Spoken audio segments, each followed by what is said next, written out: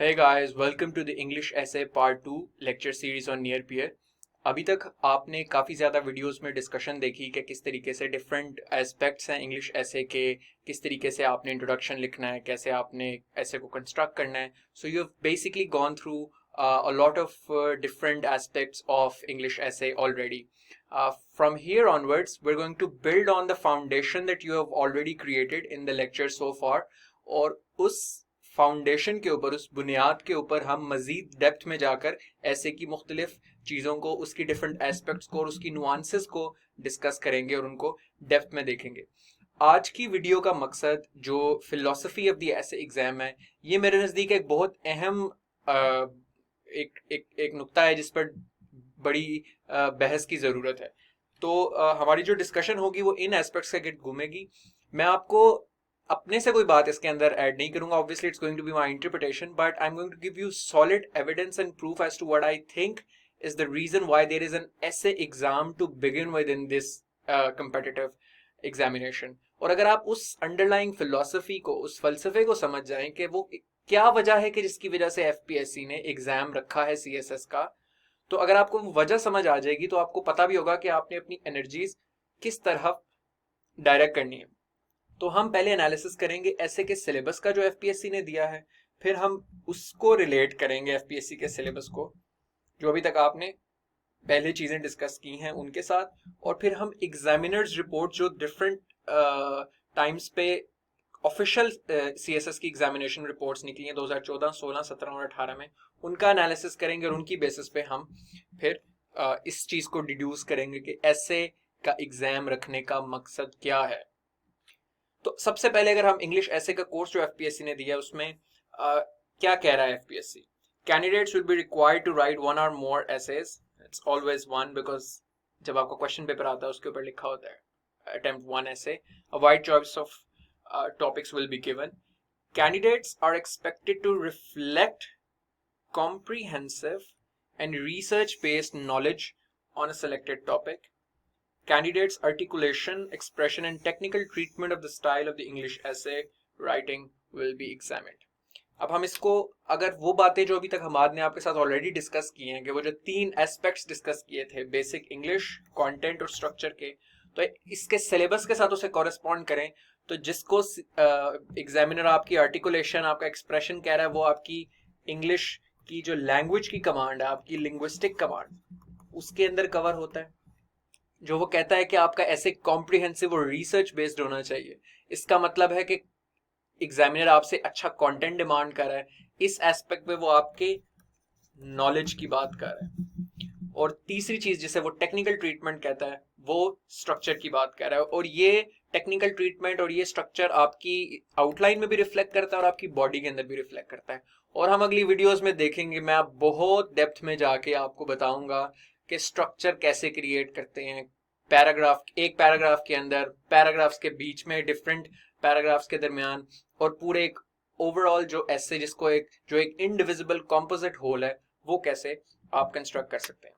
सबसे पहले हम 2014 की एग्जामिनर रिपोर्ट पढ़ते हैं। एग्जामिनर रिपोर्ट्स बेसिकली उस साल के बाद ऑफिशियली एफपीएससी निकालती है, जिसके अंदर वो मुख्तलिफ जो उसने गलतियां, कोताहियां कैंडिडेट्स की देखी हैं, उनके ऊपर वो एनालिसिस करते हैं।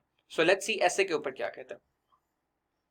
So the examiner says question paper was set to evaluate the performance of the candidates in terms of their conceptual, linguistic and writing competencies, but common trends observed were lack of conceptual clarity, shallow knowledge of subject, grammatical mistakes and inappropriate choice of vocabulary and stereotype answers. Majority of the candidates did not follow the norms of confrontational discourse and wrote isolated sentences rather than incohesive paragraphs.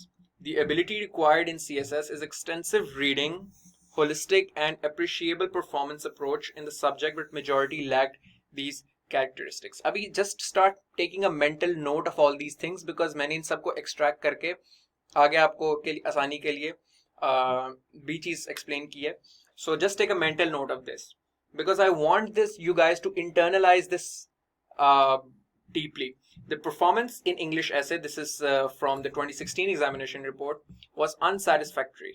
Out of the total 9,643 candidates that appeared, a significant majority, 81% failed in the subject. Ideas presented were random. The argument was without any logical reasoning or research-based facts. There was neither coherence nor creativity. The candidates were neither able to build an argument from multiple angles nor substantiated it with facts. The outline of the essay was not properly structured. In many answer scripts, aspects mentioned in the outline were not discussed in the essay. 2017, this is the year that we gave the examination. The standard essay was examined on footing of argumentation, content, language, and intellectual signifier. The quality and level of critical argumentation on the whole was very poor. Most of the candidates were unable to identify the dormant contention in topics, कि उन्हें समझ ही नहीं आए कि अंदर topic क्या topic demand क्या कर रहा है. और आप नोट भी करेंगे कि 2017 के जो टॉपिक्स थे वो थोड़े से ट्रिकी थे. In most papers content were inadequate and irrelevant. काफी नहीं था और कुछ केसेस में रेलेवेंट ही नहीं था. Most worrying aspect of essays was the wrong use of English language. The sentence structure was glaringly flawed. Moreover, grammatical and spelling mistakes were rife. The intellectual level of essays was mediocre and candidates were unable to even grasp the topic of the essay. 2018. Candidates were at their best in topics involving critical and subjective approach. In topics like democracy in Pakistan, rule of law, safeguarding human rights, fight against terrorism, जो subjective हैं कि जिनके ऊपर मुख्तलिफ आरा हो सकती हैं, तो different लोगों की interpretation हो सकती है. On the other hand, in topics that were of objective nature, global warming, CPEC, reliance on crammed knowledge, in topics के अंदर जिन पे ऑब्जेक्टिव नेचर के टॉपिक्स थे, साइंटिफिक नेचर के टॉपिक्स थे, या जिन पे एक आपको रिसर्च बेस्ड एनालिसिस चाहिए था, there was a reliance on crammed knowledge, dull monotony, and repetition of stereotypical information was observed. A significant number of the candidates did not have a clear sense of the essentials of a comprehensive essay or the features which differentiate an essay from other forms of writing. Candidates must know about the qualities of a standard essay and the standard expected by the commission in the competitive exam. अब मैंने इन सारी बातों को, इन चारों examination reports को 4 categories में divide किया है कि अगर मैंने ये चारों एग्जामिनेशन रिपोर्ट्स बड़ी डिटेल से पढ़ी, इनके एक एक जो ऑपरेटिव वर्ड्स उन्होंने यूज किए हुए मुख्तलिफ, उनको मैंने सेग्रीगेट किया और I found that they can broadly be categorised into 4 things. First is the English language skills, second is the identification of the central theme, third is knowledge and content, and fourth is critical thinking skills. So English language skills, इसके ऊपर FPSC ने जो हमने चारों reports देखी हैं उनमें से मैं वो स्पेसिफिक टर्म्स एक्सट्रैक्ट करूं जो मैंने इसके अंदर कैटेगराइज किए हैं, तो एफपीएससी कहती है कि लैंग्वेज स्किल्स के अंदर ग्रामेटिकल मिस्टेक्स नजर आती हैं, इनअप्रोप्रिएट चॉइस ऑफ वोकैबुलरी होती है, wrong use of English language होता है, सेंटेंस स्ट्रक्चर वाज ग्लेरिंगली फ्लॉड, ये हमने अभी पढ़ा है, स्पेलिंग मिस्टेक्स बहुत कॉमन होती हैं. तो अब इसके अंदर जरूरी है ऐसे के अंदर कि ऐसे कि आपके अंदर बेसिक इंग्लिश आपकी ठीक हो. वोकैबुलरी, बहुत ज्यादा लोग जो जीआरई की वोकैबुलरी तैयार करते हैं और रट्टा लगाकर वर्ड्स को याद करने की कोशिश करते हैं, they often fail to understand that every word has different etymology and it has a very different etymological use. और अगर आप उसका सिर्फ लफ्ज का मतलब देख रहे हैं और उसकी सेंस आपको नहीं पता, तो इसीलिए a lot of people make such kind of mistakes. Some people try to become far too verbose and they become very pompous and pretentious in their writing. तो आपको बहुत ये ख्याल रखने की जरूरत है कि आप कोई रिसर्च पेपर नहीं लिख रहे, ना ही आप कोई आपको इस तरह की जरूरत है कि आप बहुत मुश्किल अंग्रेजी का इस्तेमाल करेंगे तो आप पास होंगे. Rather, your English should neither be like a kid who is in grade 5 nor like a PhD candidate. तो इन दोनों के बीच में, चूंकि सीएसएस के लिए जो बेसिक रिक्वायरमेंट है वो आपकी जो बैचलर्स की तालीम है, तो बैचलर्स का और मास्टर्स लेवल का बंदा जिस तरह की अंग्रेजी लिखता है, अच्छी, डिसेंट, वेल आर्टिकुलेटेड, उसकी जरूरत है. ओवर क्वालिफाइड पीएचडी लेवल की अंग्रेजी की जरूरत इसमें नहीं है. इसी तरीके से आपकी यानी बेसिक अंग्रेजी एक क्राइटेरिया होगा कि आपकी इंग्लिश लैंग्वेज बेसिकली वो ठीक हो. दूसरा, आइडेंटिफाइंग द सेंट्रल थीम. इसके अंदर जैसे एफपीएससी ने कहा था कि डोरमेंट कंटेंशन क्या है, यानी वो छुपी हुई बात है, हिडन बात है टॉपिक में, वो क्या है. When gold rusts what shall the iron do, इसके अंदर जो सेंट्रल एक आइडिया है वो क्या है. Unable to grasp the topic of the essay, content were inadequate and irrelevant, तो इररेलेवेंट भी तभी होगा जब आप उसके सेंट्रल थीम को समझेंगे नहीं, या अगर समझ भी गए तो आप ऐसे आर्ग्यूमेंट्स प्रोड्यूस करें जो उसकी सेंट्रल थीम के साथ रिलेट नहीं कर रहे, इररेलेवेंट चीजें आप कर रहे हैं। कॉन्सेप्चुअल क्लैरिटी नहीं है आपकी, ऑब्वियसली उस कॉन्सेप्ट को आप समझ ही नहीं पाए कि वो टॉपिक में आपसे क्या डिमांड कर रहा है। जैसे ये टॉपिक है gender equality is a myth. अब gender equality is a myth को बहुत ज्यादा लोग डिफरेंट तरीके से इंटरप्रेट किया। अब मैंने देखा कुछ लोगों ने gender equality is a myth के टॉपिक को इस तरह इंटरप्रेट किया है कि क्या दोनों जेंडर्स जो हैं वो बुनियादी तौर पर क्या दोनों जेंडर्स इस वक्त इस हालात में दुनिया में इक्वल हैं कि नहीं, वो ये समझे इस टॉपिक से। जबकि इस टॉपिक की इंटरप्रिटेशन ये है कि क्या जो जेंडर इक्वालिटी कभी अचीव हो भी सकती है कि नहीं। So the central idea is not that you write your essay के इस दुनिया में gender equality is a myth because today women are oppressed all over the world and there is no equality between the two in any sphere, be it economic, social or political. This is not the interpretation of this essay. Obviously gender equality दुनिया में achieve कहीं पर नहीं हुई. Why would an examiner give such a straightforward topic? Gender equality is a myth का मतलब है कि जो बंदा कहेगा कि gender equality is a myth, वो ये कहेगा gender equality is a myth because men and women are essentially different and inherently have different characteristics, which is why they can never have identical outcomes. On the other hand, जो इसको oppose करेंगे वो कहेंगे कि नहीं, इनकी opportunities का फर्क होता है. Both men and men are equally capable of doing everything. When given opportunities, they can become equal. And फिर obviously इसके अंदर डेप्थ में nuances के अंदर जाएंगे. ये जो दो मैंने बड़े खौफनाक से टॉपिक आपके सामने रखे हैं, दोनों का बुनियादी तौर पर मकसद तकरीबन एक जैसा ही है, दोनों का सेंट्रल थीम यही है. This was the essay that I attempted in my exam. और ये दोनों बेसिकली डिसेंट और इख्तलाफ की इंपॉर्टेंस सोसाइटी के अंदर कितनी ज़्यादा है उसके मुतल्लिक बात करते हैं. तो आइडेंटिफाई करना सेंट्रल थीम को बहुत ज़रूरी है. तीसरी चीज़ जो बहुत अहम है, आपका नॉलेज एंड कंटेंट के ऊपर बात है. इसीलिए एफपीएससी अपनी एग्जामिनर रिपोर्ट में लिखती है कि बहुत ज़्यादा लोगों का शैलो नॉलेज है, रिसर्च बेस्ड फैक्ट्स नहीं होते, स्टेरियोटाइप आंसर्स. ये बहुत अहम बात है. हमारे यहाँ जो चूंकि एक कल्चर भी पाया जाता है कि लोग अकेडमीज में जाते हैं, नोट्स ले लेते हैं, ये चीज़ें करते हैं, और कहीं पर भी ज़्यादातर ऐसे राइटिंग का स्किल नहीं सिखाया जाता because it's convenient to just give out the notes. So अब होता ये है कि बहुत ज़्यादा लोग क्रैम कर लेते हैं सिमिलर मटेरियल को, और ख़ास तौर पे जो स्टेरियोटिपिकल मटेरियल होता है उसको. स्टेरियोटाइप आंसर्स का मतलब वो है कि जो उसकी डेप्थ को कैप्चर नहीं कर रहे उस टॉपिक की या उस आइडिया की, वो एक बड़ी सुपरफिशियल सी बात है. अब जैसे अगर डेमोक्रेसी के ऊपर ऐसे है और आपने डेमोक्रेसी की डेफिनेशन देनी है, तो जो अब्राहम लिंकन की कोटेशन है for the people by the people, वो एक आप रेफरेंस के तौर पे यूज कर सकते हैं, मगर that's not the definition of democracy and it's very shallow of anyone कि अगर आप उसे एज अ डेफिनेशन कोट कर रहे हैं डेमोक्रेसी की, या आप एसेंशियल आइडिया कोट कर रहे हैं उसे एज अ डेमोक्रेसी का, तो वो बात नहीं है और वो जस्टिफाई भी नहीं करता डेमोक्रेसी के आइडिया के साथ ये कोटेशन. और चूंकि हर बंदा, और ऑलमोस्ट एक रवायत है कि हर बंदा डेमोक्रेसी को डिफाइन करते हुए ये कोटेशन लिख के तो डिफाइन कर आता है, तो that's what a stereotypical answer is, that something that is not actually reflective of what the topic demands, and at the same time it is being produced en masse by the people owing to the fact कि लोगों को लगता है कि ये उसका idea, but that's not actually the case. Creativity नहीं होती लोगों की, इंटेलेक्चुअल लेवल बहुत मीडियोकर है, और इंटेलेक्चुअल सिग्निफायर और कंटेंट के मुतल्लिक एफपीएससी ने मल्टीपल टाइम्स हिंट किया. चौथी चीज क्रिटिकल थिंकिंग. मैंने इसको आर्ग्यूमेंटेशन, आइडिएशन और फ्रेमिंग का नाम दिया, और ये हम पढ़ेंगे डिटेल में कि आर्ग्यूमेंट क्या होता है, कैसे कंस्ट्रक्ट किया जाता है. एफपीएससी कहता है कि norms of confrontational discourse follow नहीं हुए. अब इसके ऊपर मतलब this is not a very commonly known term confrontational discourse. It's very peculiar idea that certain people have disagreement as well what it constitutes, but basic उसका idea ये है कि आप अपने आर्ग्यूमेंट को या अपने मुद्दे को, आपने अपने टॉपिक में जो अपना स्टांस लिया है उस स्टांस को आपने आखिरी हद तक, आखिरी दर्जे तक जाकर साबित करना है. आपने अपनी दलील, अपना इस्तदलाल इस तरीके से पेश करना है उस टॉपिक के, उस मौजू के मुतल्लिक कि उसके मुतबादिल या उसके मुतजाद जितने और नुक्ता नजर हैं आप उन सबको शिकस्त दे.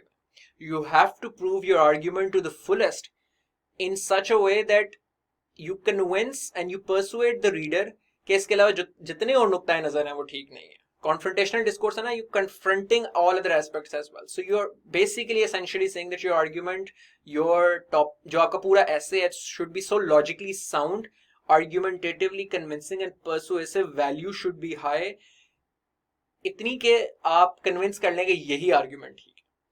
सो इसी तरह वो मल्टीपल टाइम्स और भी जब रेफर करता है एफपीएससी के अंदर तो कि आइसोलेटेड सेंटेंसेस हैं रादर देन कोहेसिव पैराग्राफ्स, तो कोई आपस में लिंकेज नहीं बन रहा। और ये मैं आपको बड़ी डिटेल में साइन पोस्टिंग जब सिखाऊंगा तो उसमें बताऊंगा कि कैसे आपने आइसोलेशन नहीं करनी और कैसे आपस में एक कोहेजन आपने लेकर आनी है। कोहेरेंस, दोबारा उसने बात की, आइडियाज प्रेजेंटेड और रैंडम आइडियाज ना हो, लॉजिकल रीजनिंग, हम ये भी देखेंगे कि लॉजिकल रीजनिंग क्या होती है। तो ये वो बात है कि जैसे एक पैराग्राफ के अंदर बात होगी, अब जैसे अगर एक टॉपिक है democracy and illiteracy do not go together, तो उसके अंदर आप एक पैराग्राफ अगर लिख रहे हैं तो आपने ये क्लेम किया है कि democracy and illiteracy do not go together, फिर आप उसका एविडेंस क्या दे रहे हैं इस बात का, वो एविडेंस आपकी लॉजिकल रीजनिंग होगी, वो एविडेंस आपकी कोहेरेंस क्रिएट करेगा, वो एविडेंस आपकी कोहेजन पैराग्राफ के अंदर क्रिएट करेगा। द एविडेंस कुड बी के for instance you present a fact कि ये जी there is a positive correlation between countries with high illiteracy and low levels of democracy, तो वो आप कोट करेंगे एग्जांपल, जो एग्जांपल कोट किया आपने, फिर आप आगे सेंटेंस के साथ उसे कनेक्ट करेंगे कि this evidence proves that how illiteracy and democracy do not go together. फिर आपने ये एविडेंस दिया, इसके अलावा आप आगे भी साबित करने के लिए मुख्तलिफ आर्ग्यूमेंट्स यूज करेंगे कि आप साबित करें कि इलिटरेसी और डेमोक्रेसी का आपस में किस तरह रिश्ता नहीं है, या इसके कॉन्वर्सली लिटरेसी और डेमोक्रेसी का आपस में कैसे रिश्ता है। तो वो आप बेसिकली डिफरेंट टेक्निक्स यूज करते हैं जो हम आगे देखेंगे, उनके अंदर बिल्ड करेंगे। एक दूसरी चीज ये बहुत अहम है, अब जैसे लेट्स से कि ये हमने बात की कि अगर आपने एक पैराग्राफ लिखा है कोई, तो उस पैराग्राफ में ही अक्सर कोहेरेंस नहीं होती और वो आइसोलेटेड सा होता है इन अ वे कि वो पैराग्राफ पिछले पैराग्राफ से कैसे रिलेट कर रहा है, वो पैराग्राफ टॉपिक से कैसे रिलेट कर रहा है। आपने हर पैराग्राफ को इंडिविजुअली पिछले पैराग्राफ से भी लिंक करना होता है और टॉपिक से भी लिंक करना होता है, ये बहुत अहम है। और दूसरी चीज ये कि आपके जो मुख्तलिफ डिफरेंट पैराग्राफ्स हैं वो सारे टॉपिक के साथ रिलेट कर रहे हो, तो और एक बात इसके अंदर ये कि आप मुख्तलिफ डिफरेंट आर्ग्यूमेंट्स यूज करते हुए अपने टॉपिक को प्रूव करें। तो क्रिटिकल आर्ग्यूमेंटेशन का स्किल इसके अंदर जरूरी है। क्रैम्प्ड नॉलेज, डल मोनोटनी और रेपिटेशन नहीं चाहिए, मल्टीप्लिसिटी ऑफ आर्ग्यूमेंट्स चाहिए, डाइवर्सिटी ऑफ एविडेंस चाहिए। फिर एक बात आउटलाइन से रिलेटेड जो की है कि आउटलाइन का स्ट्रक्चर सही अक्सर नहीं था, और जो एस्पेक्ट्स आउटलाइन में डिस्कस किए हैं वो ऐसे में डिस्कस नहीं किए, तो ये भी एक बहुत बड़ा क्रिमिनल फ्लॉ है। अब मैं आपको इन जितनी हमने डिस्कशन किए या चीजें देखी हैं उससे चार जो चीजें हमने डिड्यूस की हैं उसमें मैं आपको बताता हूं अपना नुक्ता नजर।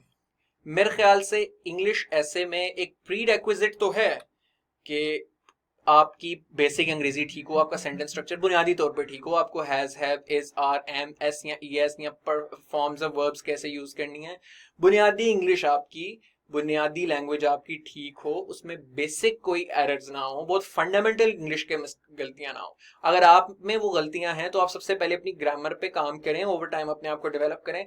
आपका ऐसा तब तक पास नहीं होगा जब तक आपकी बेसिक अंग्रेजी ठीक नहीं होगी, because you will get expose कि अच्छा ये तो बुनियादी तौर पे ठीक नहीं है, तो एग्जामिनर आपका ऐसे काट के आगे चला जाएगा। Given that I still don't think that having a good grammar or right expression will get you a good score or will have you passed in the exam, क्योंकि मेरे ख्याल से इंग्लिश ऐसे का मकसद एग्जाम में रखने का आपकी बेसिक अंग्रेजी या आपकी लिंग्विस्टिक स्किल्स टेस्ट करना नहीं है, क्योंकि वो ज्यादा अच्छी प्रेसी में डिस्कस होती हैं, वो ज्यादा अच्छी प्रेसी में टेस्ट होती हैं, जहां आपके सिनोनिम एंटोनिम्स आपकी वोकैबुलरी चेक करते हैं, पेयर्स ऑफ वर्ड्स और इडियोमेटिक एक्सप्रेशंस आपकी लैंग्वेज चेक करते हैं, ग्रामर डायरेक्टली आपकी चेक होती है, पंक्चुएशन डायरेक्ट चेक होती है, direct indirect, active passives occasionally, prepositions, precis आपकी लैंग्वेज की स्किल्स को टेस्ट करती है कि क्या आपको वर्ड्स पे इतनी कमांड है कि आप एक आइडिया पढ़ें, आप एक पैराग्राफ पढ़ें और उसका आइडिया भी बिल्कुल जाया ना होने दें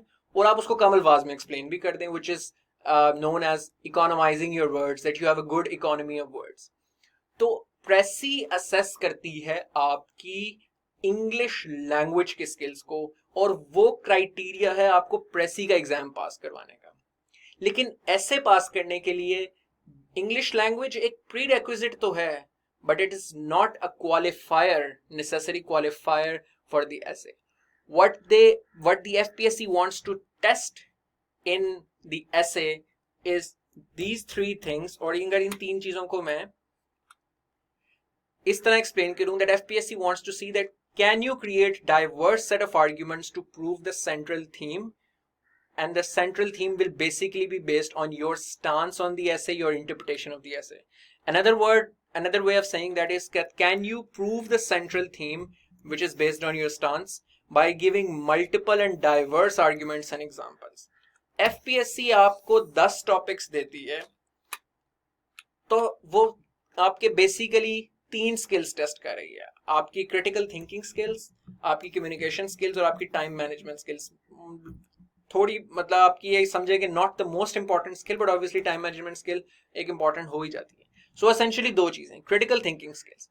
सबसे पहले एफपीएससी क्या देख रही है? एफपीएससी देख रही है कि क्या अगर आपको 3 घंटे का इम्तिहान दिया जाता है, 3 घंटे का टाइम दिया जाता है, उस 3 घंटे में 10 टॉपिक्स हैं आपके पास, तो क्या आप उसमें से राइट टॉपिक अपने लिए चूज करके उसे टाइम के अंदर अंदर ठीक तरीके से इंटरप्रेट कर पाते हैं? क्या उसके सेंट्रल थीम को, उसके आइडिया को कैप्चर कर पाते हैं आप? तो आपकी इंटरप्रेटिव स्किल्स चेक हो रहे हैं कि क्या do you have good interpretational skills or not, क्या आप इंटरप्रिटेशन ठीक कर सकते हैं चीज की कि नहीं, आप बात के की बुनियाद को समझ सकते हैं कि नहीं. दूसरी वो फिर आपकी आइडिएशनल स्किल्स को टेस्ट करते हैं कि क्या आपने वो जो इंटरप्रिटेशन की है टॉपिक पे, उसके ऊपर आप डिफरेंट आइडियाज जनरेट कर सकते हैं, आप कितने आइडिएशनल हैं, आप कितने क्रिएटिव हैं, आप कितने नॉलेजेबल हैं कि आप उस पर डिफरेंट एस्पेक्ट्स, डिफरेंट डायमेंशंस, उसकी मोनोटनी नहीं, रेपिटेटिव नहीं, कि अगर आपने एक सोशल एस्पेक्ट किसी चीज का डिस्कस किया तो क्या आप उस पर economic, political, international aspect discuss कर सकते हैं. Self help is the best help, अगर लेट्स से ऐसे है तो आपने इंडिविजुअल्स डिस्कस किए हैं, तो क्या आप नेशंस भी डिस्कस करते हैं, क्या आप उसे ऑर्गेनाइजेशनल लेवल पे भी डिस्कस करते हैं? So can you create diverse arguments which on their own do not look connected but all of them are connected with a very fine thread to the central idea of the topic. तो आइडिएशनल skill test कर रहा है आपके, क्या आप different आइडिएशंस create कर सकते हैं.